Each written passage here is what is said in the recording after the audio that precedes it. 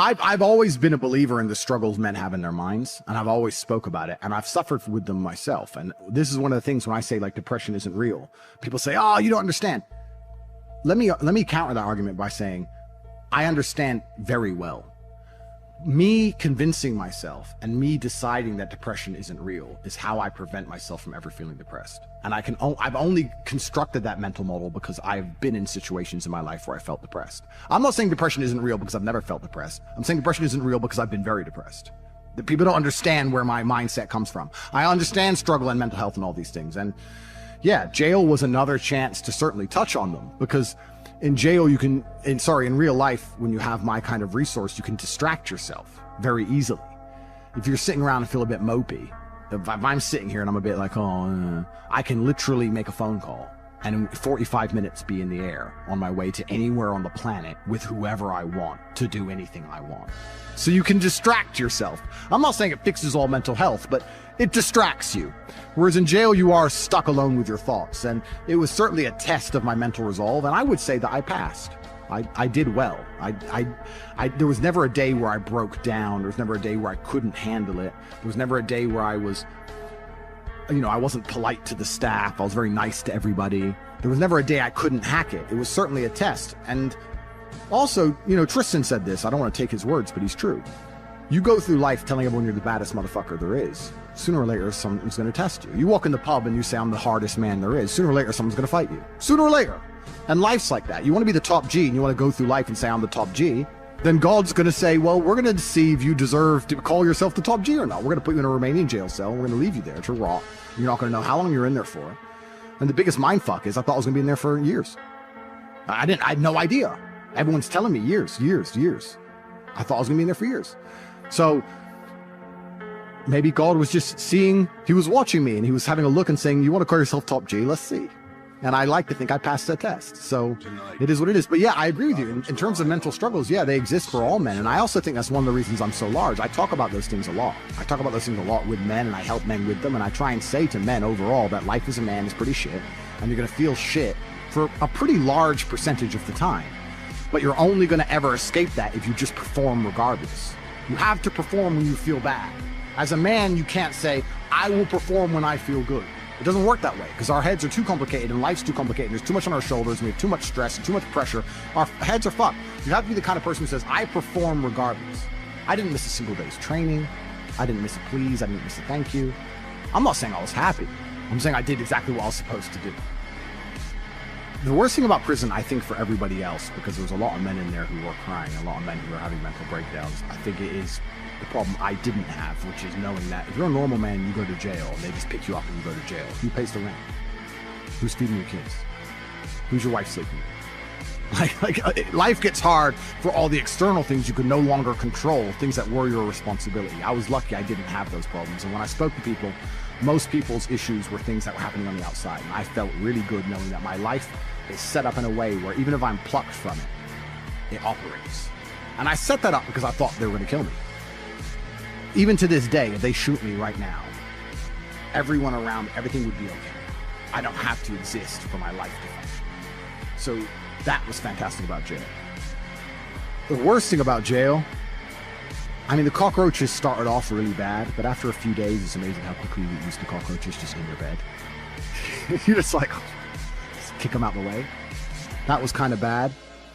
But not knowing when I'm going to get out, that was bad. Having my name slandered all around the world, that was bad. Not knowing how people are reacting to it. Like my first month in jail, I didn't know if people believed this garbage or not. I had no access to the internet. I didn't see anything. There was a lot about it that was hard. But I have to believe it's going to make me a better person. Why else did I go? What did I go for? To waste 3 months? To stare at a wall for 3 months? Is that why I went to jail? No, I must have gone to jail to become a better person. I must have learned something.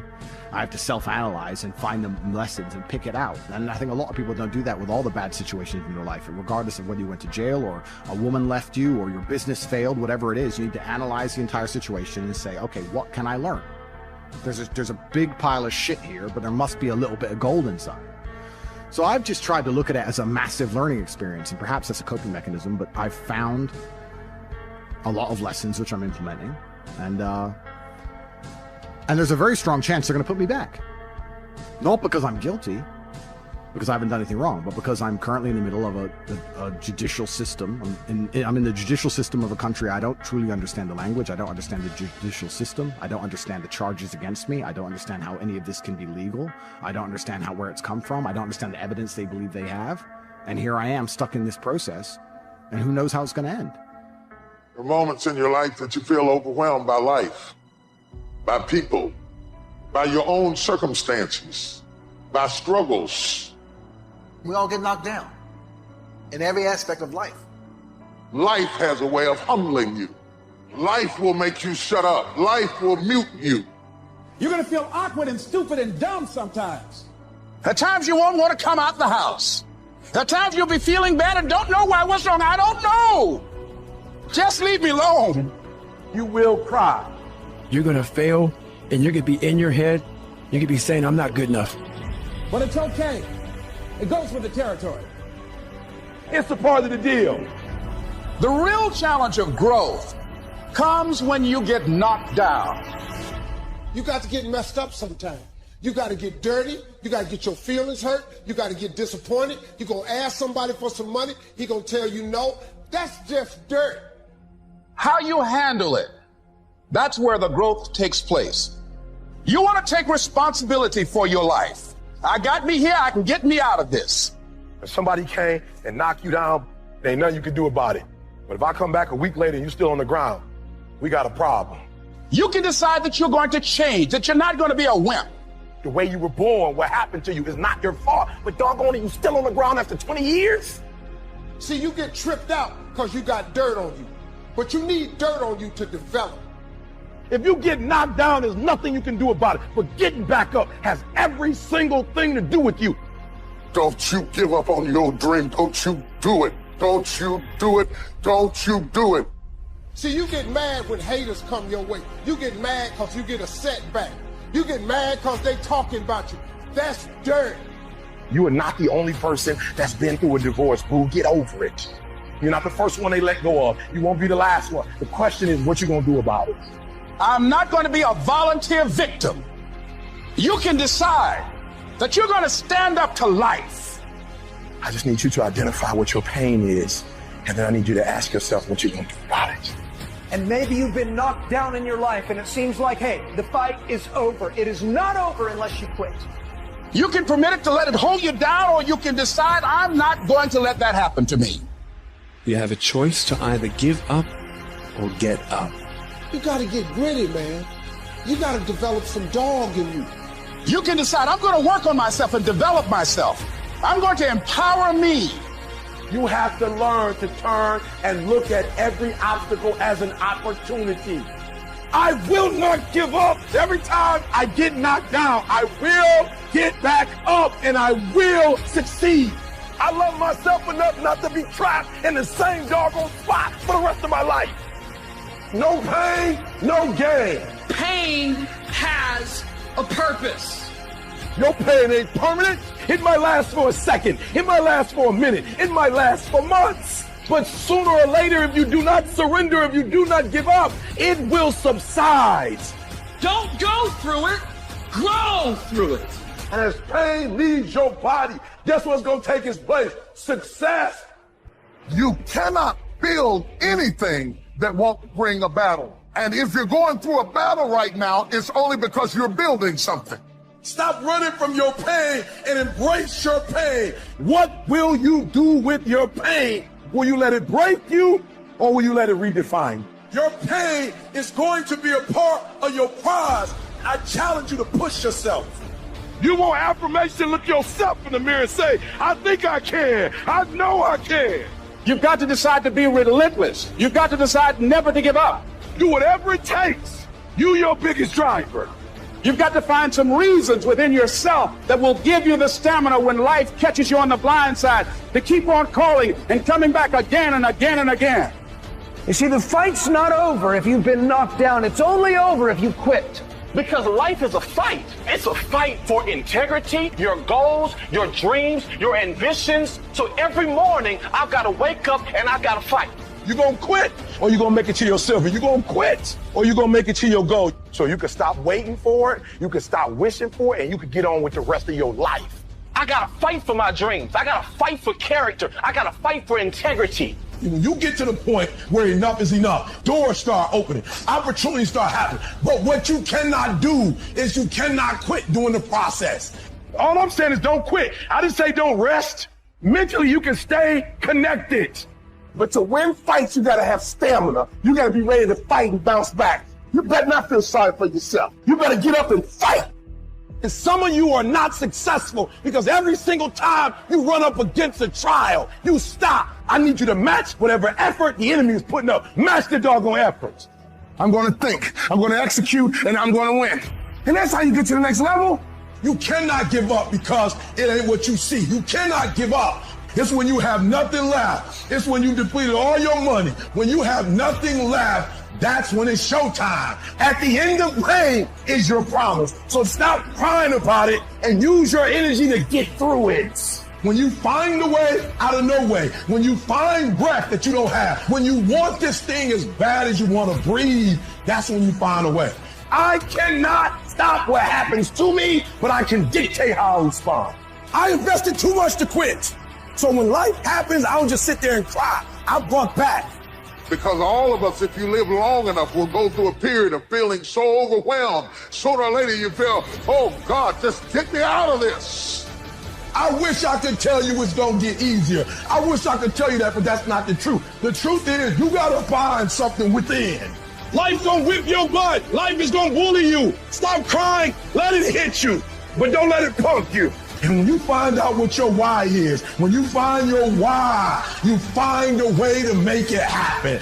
And I'm telling you right now, don't give up, don't give in, get through it. I don't care if you're sick, I don't care what you're going through. If you're not dead, he ain't through with you yet. As long as there's breath in your nostrils, you still in the game. You're gonna be here one day, but you'll never get here if you give up. As long as there's breath in your nostrils, you still can win. And finally, guys, you gotta wanna succeed as bad as you wanna breathe.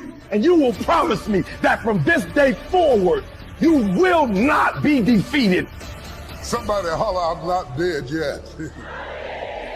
Don't count me out. I may be sick, I may be crazy, I may be confused, but I'm not dead yet. Some people live in the cemetery of their failures. And I want to say to somebody who's fallen, or everybody hates you, and everybody walked away from you, don't live where they left you.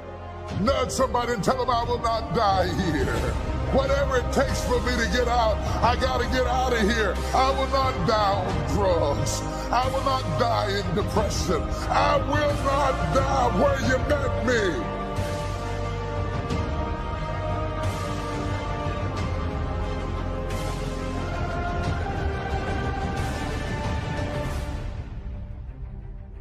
Number one motivating thing for me, and I'm just being honest, was I was sick and tired of being poor. My mother was poor, my father was poor, my brothers and sisters were poor. I lived in a poor neighborhood, we lived in a poor house. And I was, like at Christmas time, my father would put us in the car and take us out to the suburbs to see the Christmas lights. And I would see these big houses, man. I told my father, I said, Dad, I said, why don't we get one of these houses? He said, boy, I ain't got no money for this kind of house. He said, but if you work hard, you can make some money, you can buy you one of these houses. My motivation was to buy a big house so I could put up Christmas lights. And I always dreamed of buying my mother and father a real house. And before they died, I was able to do all of that. You have to find a dream that's so big that it overwhelms all of your fears and causes you to never give up. Always go to something bigger than yourself. I'm wondering if you've been defeated because you have been giving yourself wholly to something that was too small to hold you. Are you trying to take a bath in a bowl? Are you not guilty of immersing yourself into things that were too small to hold your vision? Why you keep imagining buying a house Why do you keep imagining getting rich one day? Why do you keep imagining that? Because God is talking to you. You got to start believing in your imagination.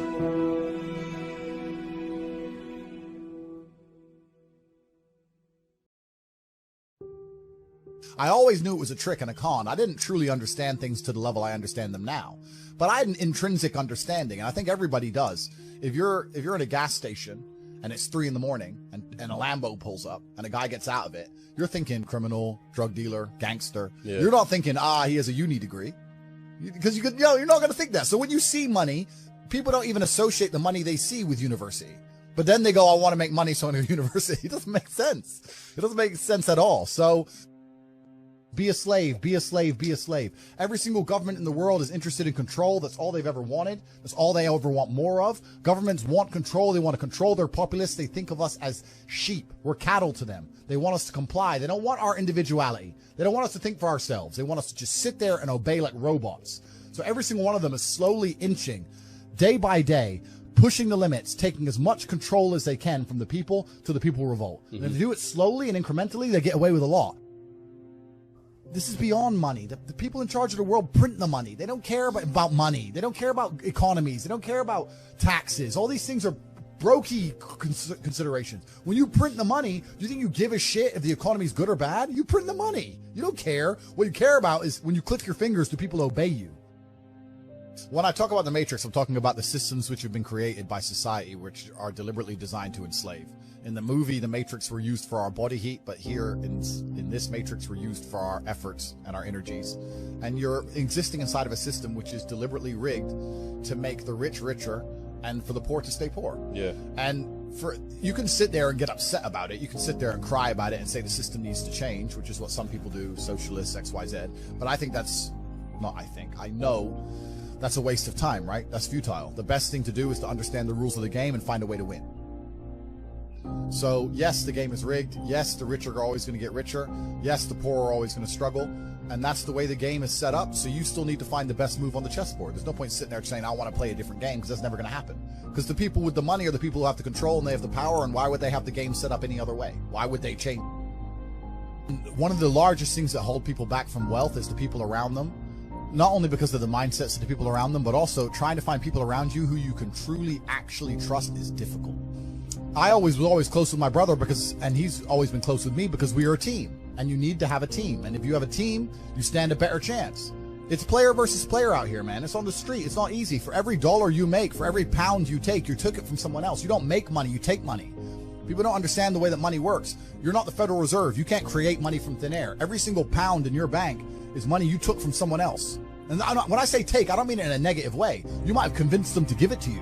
You might have a coffee shop. I'll give you a nice coffee. You'll give me some money. Cool. But you still took his money, right?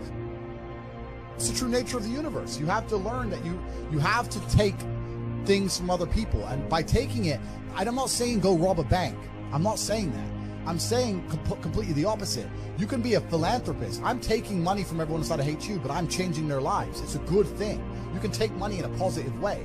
Most people don't look at life that way.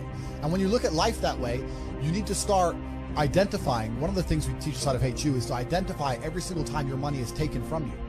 So I say this to people. I say, for the next 2 weeks, every time you spend money, even if it's a pound, write down how they got it from you. And they're like, what do you mean? I'm like, all right, cool. You're walking down the street. You're going to Starbucks to buy a coffee.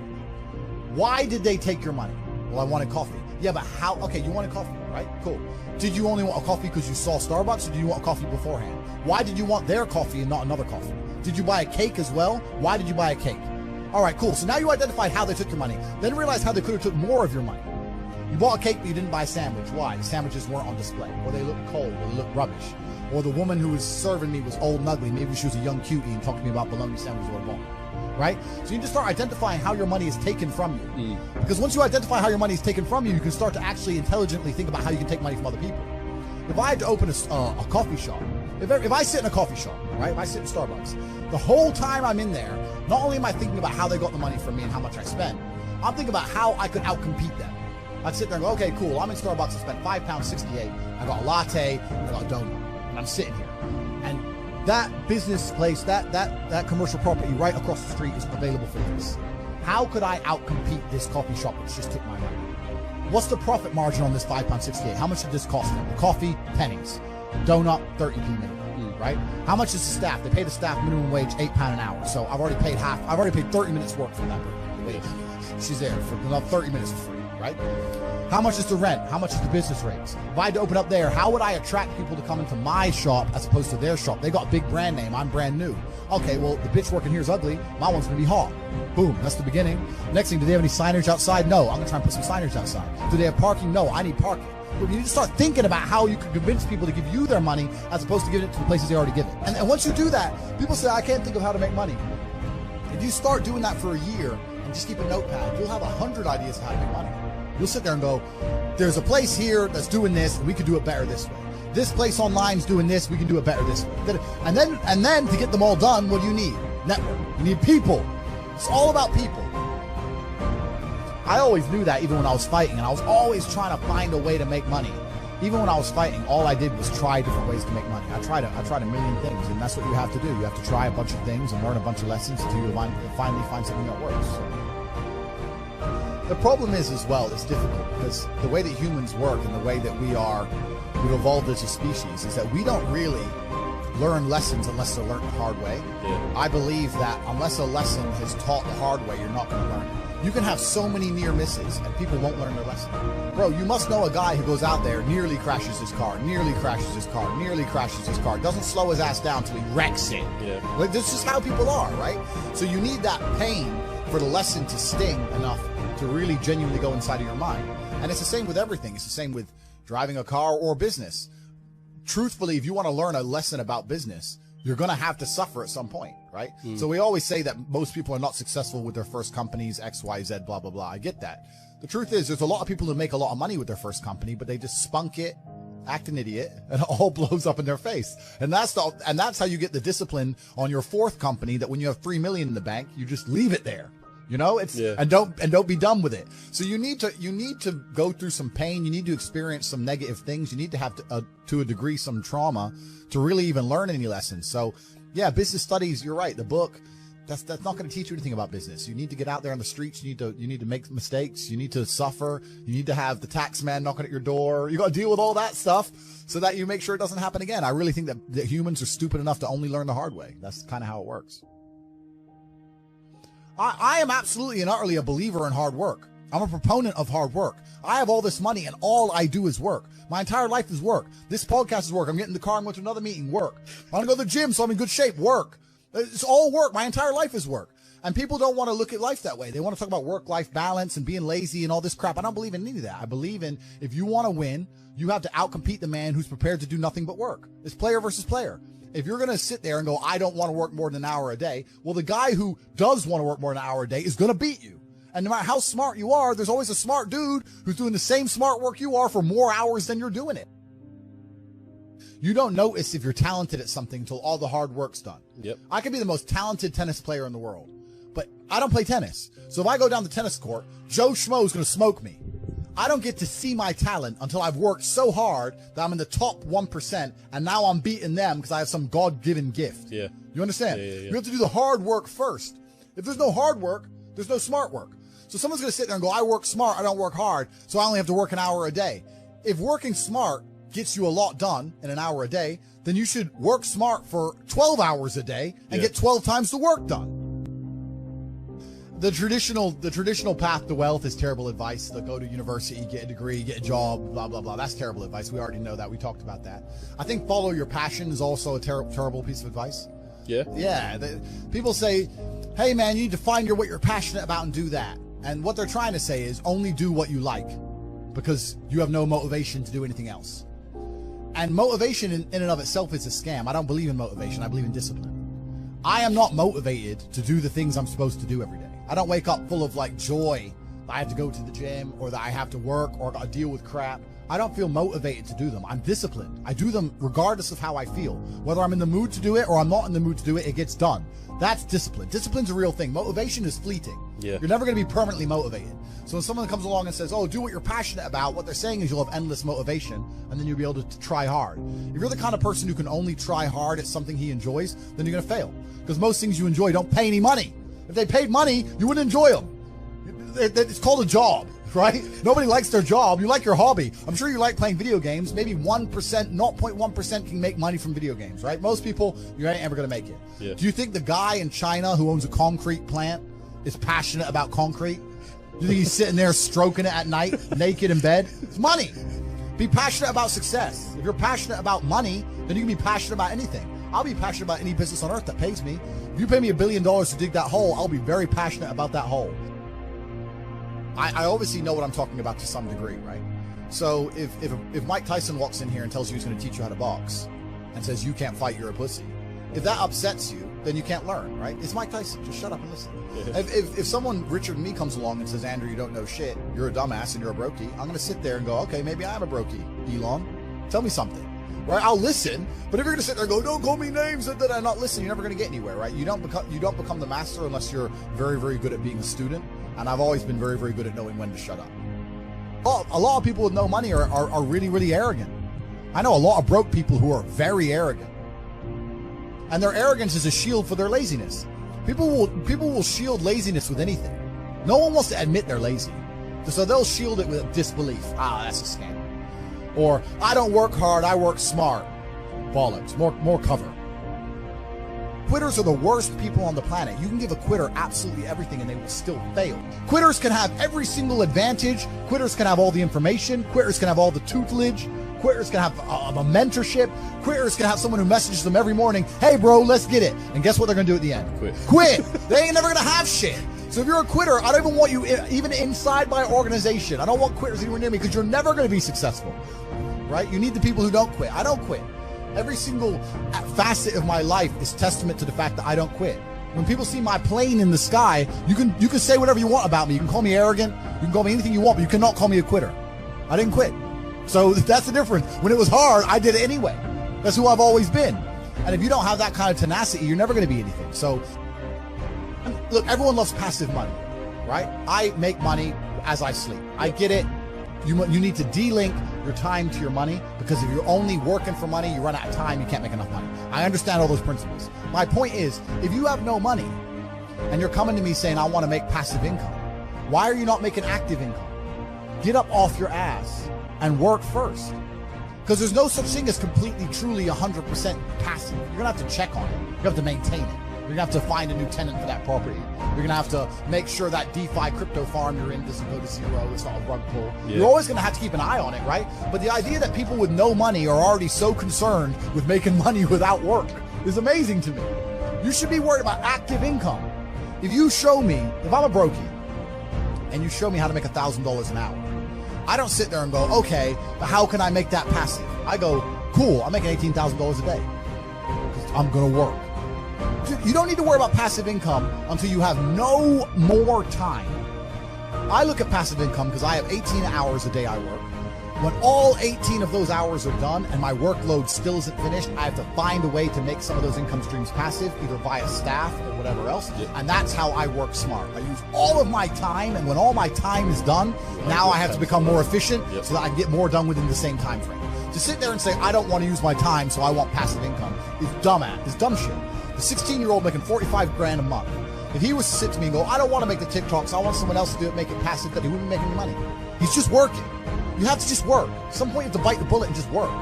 So when someone comes to me talking about passive income and they're a brokey, I'm like, you are just lazy. You are lazy. You'll never get anywhere. Lazy people never get anywhere in life, doesn't matter what it is. Doesn't matter if it's tennis or money. If you're lazy, you're never going to get there.